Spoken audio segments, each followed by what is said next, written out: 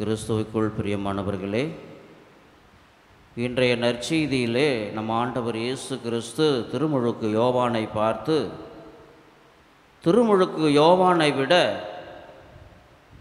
பெரியவர் எவரும் தோன்றியதில்லை என்று மக்கள் கூட்டத்தை நோக்கி சொல்வதை பார்க்கிறோம். ஏன் அப்படி அவர் சொல்லுகிறார் என்று நாம் தியானிக்கின்ற பொழுது சில சிந்தனைகளை உங்களோடு பகிர்ந்து கொள்ள விரும்புகிறேன்.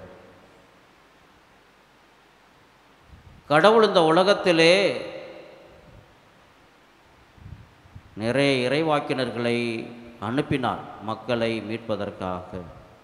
மக்களுக்கு விடுதலை அளிக்க வேண்டும், மக்களுக்கு இறைவார்த்தையை சொல்ல வேண்டும் என்று அருள்பொழிவு செய்து மக்களிடம் அனுப்பினார்.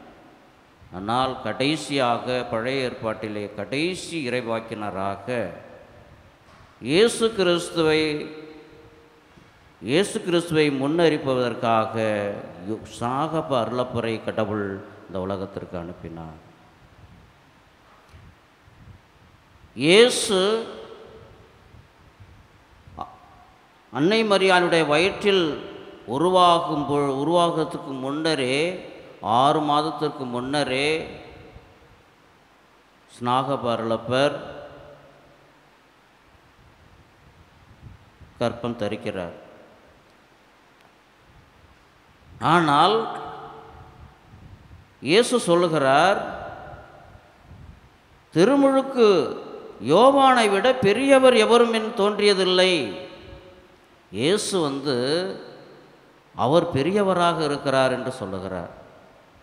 ஆனால் ஸ்நாக அருளப்பர் என்ன சொல்லுகிறார் என்றால், கடவுளுடைய மனித அவதாரத்தை முன் அறிவித்தவராய், எனக்கு பின் ஒருவர் வருகிறார், அவர் என்னிலும் முன்னிடம் பெற்றவராக இருக்கிறார்.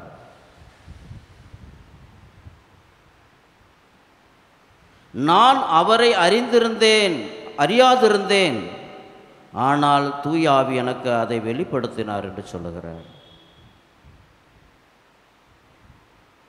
எனக்கு பின் ஒருவர் வருகிறார் என்று சொல்லுகின்ற பொழுது, ஆனால் இயேசு கிறிஸ்துவை விட 6 மாதம் அண்ணன், என்ன சொல்லப்போனால் மூத்தவர் ஸ்நாகப அருளப்பர். ஆனால் என்னை விட பெரியவராக இருக்கிறார் என்று சொல்லுகிறார். ஒரு பெரியவர் இன்னொரு சிறியவரை பார்த்து, இயேசு கிறிஸ்து தன்னை விட 6 மாதம் கழித்து பிறந்த அவரை பார்த்து என்னிலும் பெரியவராக இருக்கிறார் என்று சொல்லுகிறார். அவர் வளர வேண்டும், நான் குறைய வேண்டும். இயேசு கிறிஸ்து வளரணும், நான் குறைய வேண்டும். வரவிருக்கிறவருடைய இயேசு கிறிஸ்துவினுடைய அவரது மிதியடிவாரை கூட அவிழ்க்க நான் தகுதியற்றவனாக இருக்கிறேன், தகுதியற்றவன். நான் தண்ணீரால் உங்களுக்கு திருமுழுக்கு கொடுக்கிறேன், எனக்கு பின் ஒருவர் வருகிறார், அவர் தூய ஆவியினால் உங்களுக்கு திருமுழுக்கு கொடுப்பார். கிறிஸ்துவுக்குள் பிரியமானவர்களே, இப்படியாக திருமுழுக்கு யோவானுடைய சாட்சியம், இயேசு கிறிஸ்து இந்த உலகத்திலே அவதரிக்கப் போகிறார், மீட்பை கொடுக்க போகிறார் என்பதை சுட்டி காட்டி, இதோ இறைவனுடைய செம்மறி, இதோ உலகின் பாவங்களை போக்குகிறவர் என்று தன்னுடைய ஸ்நாகப அருளப்பருடைய சீடர்களுக்கு சுட்டி காட்டுகின்றார். இதோ பாருங்கள், இவரை பின்பற்றுங்க, இவர் தான் இந்த உலகத்தினுடைய செம்மறி, உலகத்தினுடைய பாவங்களை கழுவ போகிற கடவுளாக இருக்கிறார் என்று அவரை சுட்டி காட்டுகின்றார். இறையேசுவில் பிரியமானவர்களே, இதிலிருந்து நான் என்ன தெரிந்து கொள்ளுகிறேன் என்றால், என்னுடைய வாழ்க்கையில் இப்படி ஒரு நிகழ்வு நடந்தால் நம்மளாம் என்ன செய்வோம்? நான் என்ன செய்வேன், நீங்கள் என்ன செய்வீங்க? இல்லை இல்லை இல்லை இல்லை, எனக்கு பிறகு தான் பிறந்தார் என்னோட தம்பி, எல்லாம் எனக்கு தெரியும், எனக்கு பிறகு தான் அவன் பிறந்தான், நான் வளரணும், அவர் குறைஞ்சாலும் பரவாயில்ல, நான் வளரணும் இப்படியாக ஒரு பெருமை அடித்துக் கொள்வோமே தவிர நம்மளை நாமே சிறுமைப்படுத்துவதற்கு நாம் தயாராக இருக்க மாட்டோம். நம்மளே நாம் தாழ்த்தி கொள்வதற்கு நாம் தயாராக இருக்க மாட்டோம். நம்முடைய வாழ்க்கை முறையை, உண்மையை எடுத்துரைப்பதிலே நாம் தயாராக இருக்க மாட்டோம். ஆனால் இங்கே ஸ்நாகப அருளப்பர் தன்னை உணர்ந்தவராய், தன்னை முன்னிலைப்படுத்தாமல் தன்னுடைய நிலையை அவர் உணர்ந்து, நான் ஒரு இறைவாக்கினர் தான், நான் மெசியா அல்ல, எனக்கு பின் ஒருவர் வருகிறார், அவர்தான் மெசியா என்று தன்னுடைய இயேசுவை சுட்டி காட்டுகின்றார். நம்முடைய வாழ்க்கையிலும் நான் தான் பெரியவன் என்று நம்மை நாமே சுட்டி காட்டுவதை விட, தன்னை விட எல்லோரும் பெரியவர்கள், மதிக்கத்தக்கவர்கள் என்று அவர்களை நாம் மதிக்கின்ற பொழுது, அவர்களை அவர்களாக ஏற்றுக்கொள்கின்ற பொழுது தான் நாம் பெரியவர்களாக மாறுகிறோம். என்னைக்கு ஒரு மனிதன் தலைவனாக, பெரியவனாக மாற வேண்டும், எப்படி ஸ்நாகப அருளப்பர் கடவுளால் இதோ பெண்களுள் பிறந்தவர்களுள் திருமுழுக்கு யோவானை விட பெரியவர் யாரும் இல்லை என்று சொல்லுகிறது போல, நீயும் ஒரு தலைவனாக, ஒரு பெரியவனாக வாழ வேண்டுமென்றால் ஸ்நாகப அருளப்பரை போல பணிவாளனாய், பணி புரிகிறவனாய், தாட்சி உள்ளவனாய் இருக்க வேண்டும்.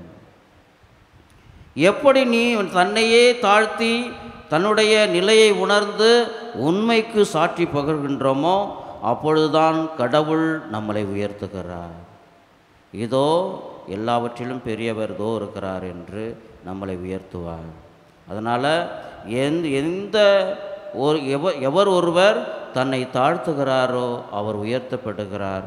எவர் நம்மளெல்லாம் உயர்த்தி நம்மளே கர்வம் கொள்கின்றோமோ, தன்னுடைய உண்மை நிலையை மறைத்து நாம் பெரிய ஆள் போல நினைத்து கொள்கிறோமோ அவர்களை எல்லாம் கடவுள் தாழ்த்துகிறார். ஏனென்றால் தாழ்வுற்ற நொறுங்கிய உள்ளத்தை கடவுள் பார்க்கிறார்.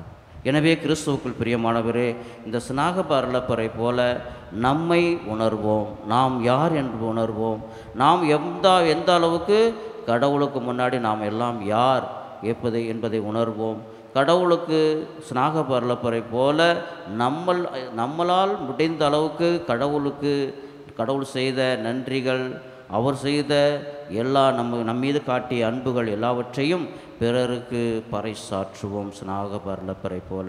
இதை தான் ஆண்டவர் இன்றைக்கு நம்மிடம் எதிர்பார்க்கிறார்.